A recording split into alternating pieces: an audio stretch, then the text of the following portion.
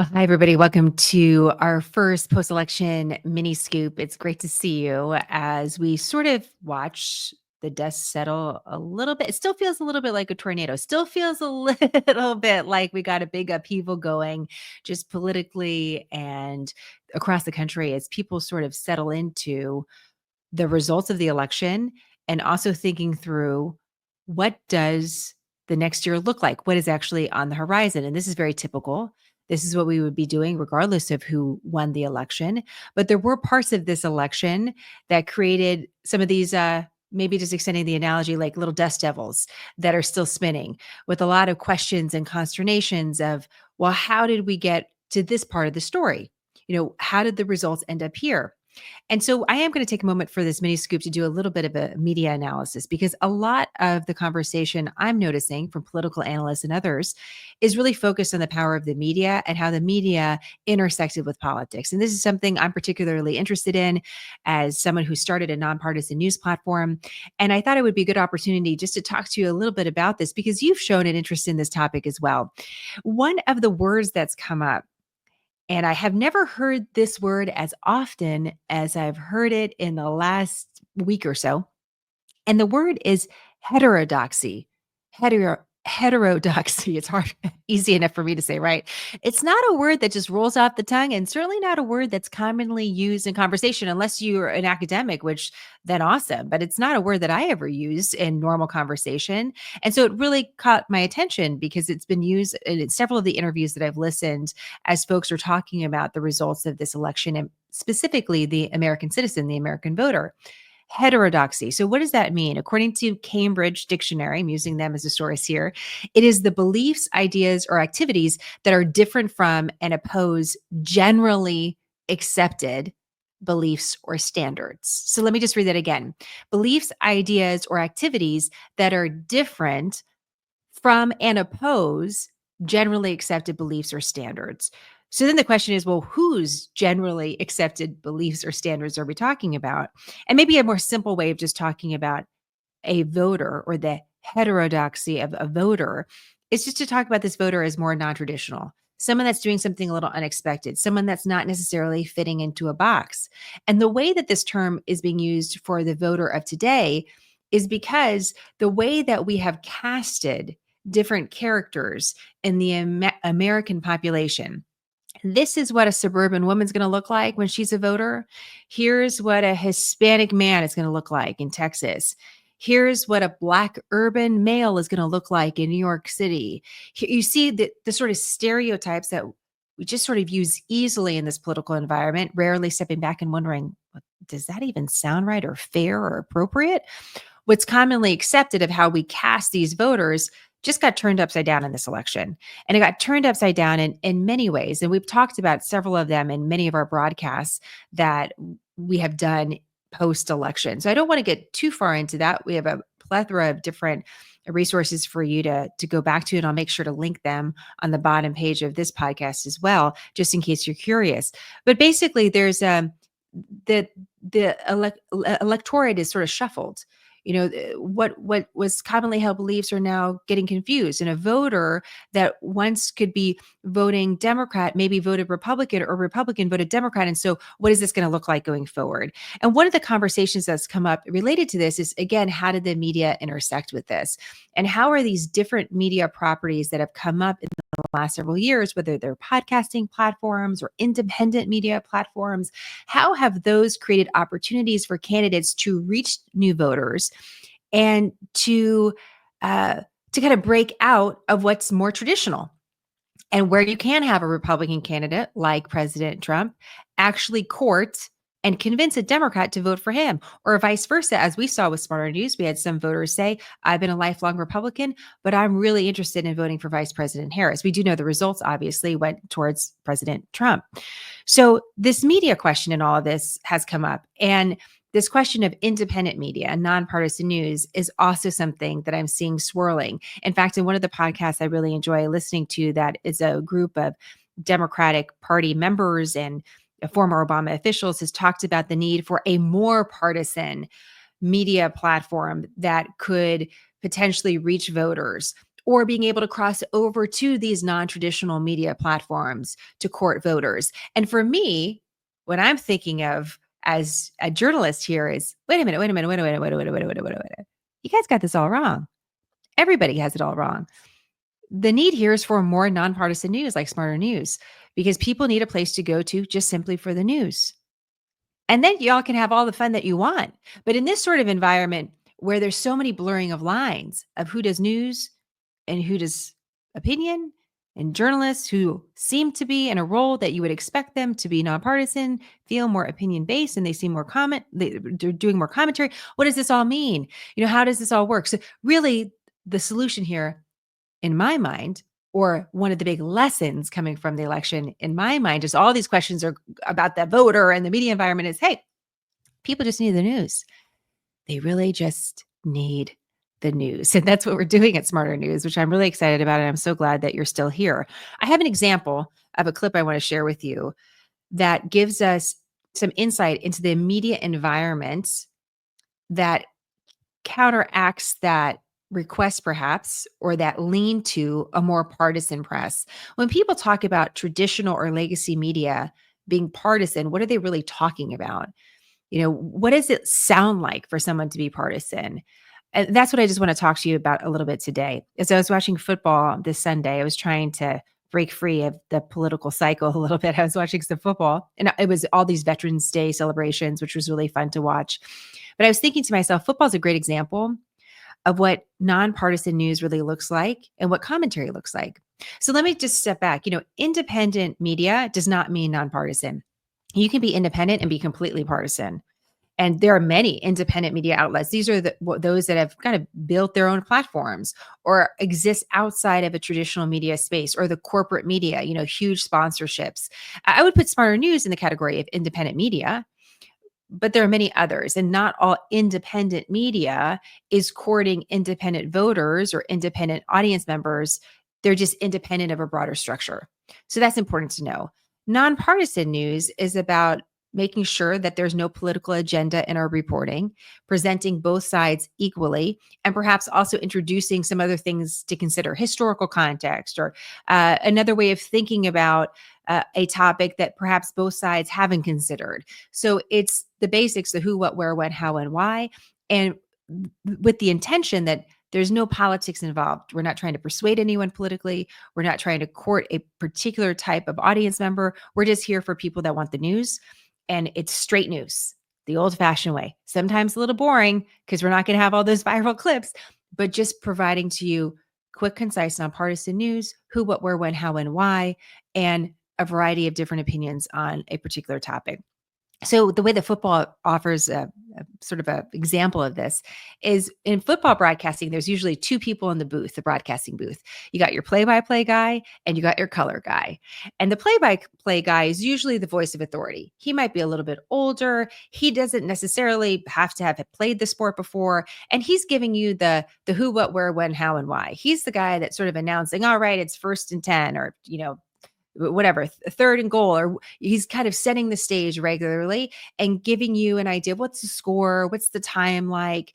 He's giving you some of the basics. The color guy can often be a former player, isn't always, but it can often be that way. And he's going to give you more analysis. He's going to be the guy that goes, geez, that receiver ran the wrong route, or that was the most amazing play ever, or, see what's going on here away from the ball. Let me show you what's happening. They're giving you some insight based on their knowledge. Now, sometimes the lines blur a little bit. There could be a tremendous play, an awful play, a great play, and there can be excitement in the booth.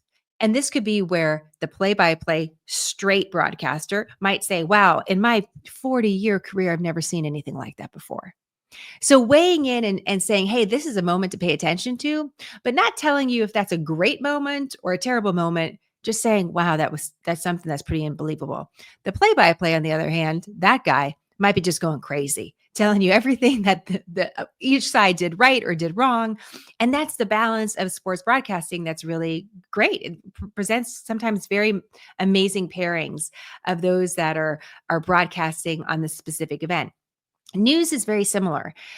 Straight news and nonpartisan news is more like the play-by-play, the what's going on, why does it matter, and maybe a little bit of a voice of authority. In the past we haven't seen X, Y, or Z, and so this is why we're particularly watching this. It's a way of emphasizing a moment without editorializing it.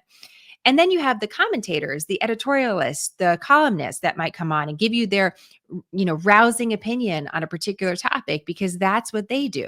And those two roles are really separate. They should not be blurred. The blurring of those two roles often has to do with not only the posture of a journalist, but the words that they choose.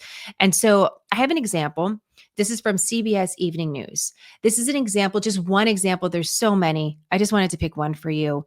During this election cycle, that shows why some believe that the American press is particularly partisan. The mainstream or legacy media is more left leaning than those new platforms that may be right leaning. And again, just one example, I'm choosing CBS for a reason. The reason I'm choosing CBS is they do not have a cable news network that they have built, unlike NBC, for example, that has MSNBC. So I wanted to pick something like CBS Evening News. The evening news broadcasts are thought to be the most authoritative, the most special in America when it comes to delivering a nightly newscast. This is why all the major networks do it still to this day. And this was the opening of the CBS Evening News. I want you to listen to it and listen to some of the words that have been chosen. Election day is just over 2 weeks away, and the fight for every single last undecided vote in battleground states is intensifying. Vice President Kamala Harris is targeting disaffected Republican voters by hitting the trail with Liz Cheney in the crucial blue wall states of Pennsylvania, Michigan, and Wisconsin. Cheney was a powerful Republican congresswoman, and today she called Harris a responsible adult. As for former President Donald Trump, he was back in North Carolina again, pushing false claims about FEMA and immigrants. That's after he spent the weekend slinging a crude insult at Harris, engaging in lewd locker room talk about the late golfing legend Arnold Palmer, and staging a campaign stunt at a Pennsylvania McDonald's. Okay, so what's wrong with that? What's wrong? What's wrong with that broadcast? Let me just ask you a simple question. If you had to guess, who does Norah O'Donnell favor? Just if you had to take a wild guess, right? Just based on what she had to say there in less than a minute, it would seem that she likely favored Vice President Harris, right? Just the terms that were used, the way it was presented. And you may even come back and say, well, yeah, Jenna, wait a minute. What's wrong with what she said about President-elect Trump? False claims, slinging crude insults, lewd language, a political stunt. Those things all could be arguably true, right? Depending on how you look at what he said and how it was said. So why is that a big deal? Well, there's a big difference between telling someone and describing an event in that particular way and showing the audience that. So, for example, the way that Norah O'Donnell presented Vice President Harris as having a certain strategy and having a high-ranking Republican with her, Liz Cheney, who described her as a responsible adult. And then she moved on to President-elect Trump, talking about him in a way that was more negative. This is why the press has that sort of reputation, because it seems that it was weighted differently. And even if you can make the argument, okay, well, maybe he did use lewd language and maybe there were political stunts. The job of a journalist isn't to tell you what to think about a certain activity. It's to show you. So what's more powerful, describing language as lewd or actually playing the soundbite? Showing you a variety of different political events that these candidates have done, or calling one a stunt and calling one a rally? Do you see what I'm saying? There's a way of showing the audience so that they can make up their own mind rather than positioning the story before they even get to see it in a certain fashion. So there would be a way to do this introduction very simply by saying, both candidates crossed a bunch of different swing states. They held a variety of different events. This person was traveling with this candidate. This person was traveling with this candidate. This candidate focused on this topic. This candidate focused on another. Let's go to our reporters on the scene and have them show us what they saw over the last 48 hours. And then that reporter can play soundbite, soundbite, soundbite, soundbite, and you can have an idea. Now, can there be editorializing in that? Of course there can, but at least you can hear directly from the candidates before someone starts labeling the events for you. I had an amazing journalism professor. Her name was Rhoda Lipton. For those of you that were at Columbia's Graduate School of Journalism, you will know Professor Lipton. She had quite the reputation because she was super dynamic and sometimes could be harsh with some of her feedback, but always honest, and the feedback was usually correct. And she used this example, and it has stuck with me always in the past 20 years. And I think about it all the time. And I think it really exemplifies what we're looking for in journalism in America rather than partisanship. So she said, the job of a broadcast journalist is essentially to respect your audience. Your audience has eyes, your audience has ears. Well, your job is to fill in the blanks. You got to fill in the blanks for them from what they're already going to be able to see. And she would use this example of a red carpet and say, let's say there's a celebrity walking down the red carpet wearing a beautiful red dress. Some journalists are going to say, look at the celebrity in this beautiful red dress. And that is not your job. That is bad journalism. Another journalist is going to look at this and say, look at this celebrity. The dress that she's wearing has 10,000 sequins on it. They've all been hand sewn over a period of 4 months. And the designer said over the course of that time, they were trying to hit just the perfect shade of red for this actress. You can already see she's wearing a red dress. My job is to give you a little something to consider, to fill in those blanks because you are busy, because you got a lot going on, because you have eyes, you have ears, and you know what you're seeing. I can trust you to know what you're seeing and know what you're hearing. I don't have to set it up for you. I don't have to remind you it's a red dress. You can see it. My job is what can I fill in there? And that's really what American journalism needs to do. This is why, though, what we're seeing in the press is sliding down that hill of just sort of labeling moments and being, instead of filling in the blanks for you and being a support for you, trying to be your eyes and ears to try to position the story before you even have a chance. And that's something we don't want to do. It's a natural inclination sometimes when we're in such a world where we're using social media and all of this stuff is right in front of us. And so, you want to provide context, or you want to set up a certain soundbite, or you want to set up a certain guest. But you got to resist that temptation, because that's where the discipline comes in to say, okay, well, what's the who, what, where, when, and how here? And then what is the sound that I can share? What are the images that I can share? What else can I share that could bring that person to that moment so they can experience it for themselves and make up their own mind? And that's what we really want from American journalism today. That's what I want from American journalism. That's what we're trying to do here at SmartHER News. There's a news item. Here's why it matters. Here's a little soundbite for you to hear it for yourself. Make up your own mind. Maybe you have a question. Maybe we can answer it.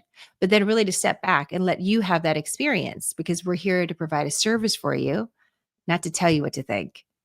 And that's where the line has gotten really blurred. And this is why. So this is an example. The CBS example is just one example of why there's a perception of the American press being partisan and being more left-leaning.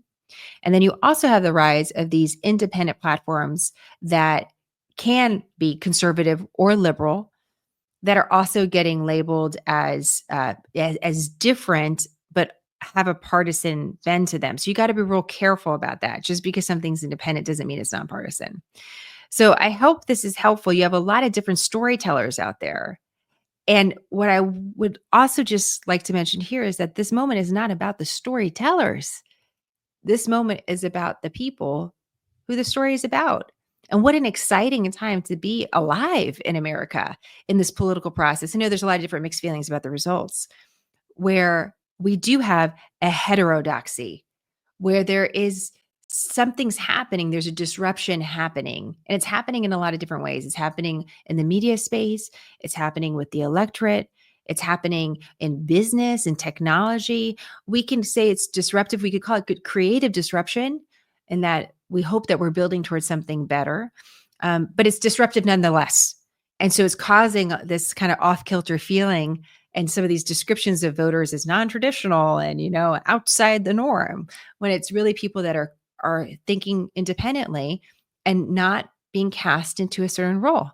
And to me, someone who loves telling stories and reporting the news, that's a really exciting time, because that means there's so many different stories out there and they're all very unique. And that's That's what we're part of right now. We're part of a real developing story in America. So that's one of the other things I'll just offer to you as part of this mini scoop. Inauguration Day is January 20th, 2025. We're a ways away from that. You're going to get a flood of different people that the president-elect is putting forward to be part of his cabinet, to be part of his team. Some of the names will make it to Inauguration Day. Some of them will not. That's very typical. And a lot can happen in this time period. So we're just going to have to be patient and watch along for the play-by-play and maybe introduce a little commentary as we need it from different sources so you get different voices. So I'm looking forward to experiencing that with you. Real quick too for this weekend, just a heads up, we're having our last super moon Friday. So the moon's going to appear real big this weekend. And so, there's been quite a few full moons over the last several weeks. You're like, no kidding, Jenna. No, but this is the last super moon of the year, which means just based on the movement of the earth, we're a little bit closer to the moon, and the moon can appear a little bit brighter than normal, can appear 30% brighter. It's also going to appear bigger. The moon did not grow. A lot of things have happened over the last couple weeks. The moon did not grow. The moon is the same size. It just may look bigger to us, and it will look brighter. So just a heads up on that. I'm like, we thought a lot of crazy things have happened over the last couple of weeks. We got to get through one more full moon. And I can't guarantee we'll be on the other side, but I will guarantee in my household, I think we're going to start playing Christmas music this weekend. I think some of you already done it. But I think I'm ready for the holiday season to come and maybe come fast and furious so we could change the page. But I look forward to your question and comments about media in general. This mini scoop is supposed to be just a small serving of what we do regularly on our scoop broadcast on Mondays. And for those of you who would like to support SmartHER News, it's a great way to do it. For a cost of a cup of coffee once a month, you get invited to these special broadcasts, and we do longer broadcasts, made to order news. We have behind the scenes conversations. It's really fun. It's a great way to support it. Scoop.smarthernews.com. But we want to do a little mini scoop at the end of the week to sort of bookend the week and what we've seen in the news. And it's nice to give you something a little shorter to listen to. I apologize. This one's a little bit longer, but it's a big moment. And I think talking a little bit about the media, what is independent media? What is nonpartisan media? Why is there a perception of the United States having a biased press? Where does that even come from? We have one example of that. What really should we be looking for from journalists? And so I hope this conversation was helpful as we do turn the page towards the next chapter when it comes to politics, the media, and America's big story. So thank you so much for the time today. I look forward to seeing you with more on smarternews.com. Have a great weekend, guys. I'll talk to you soon. Bye.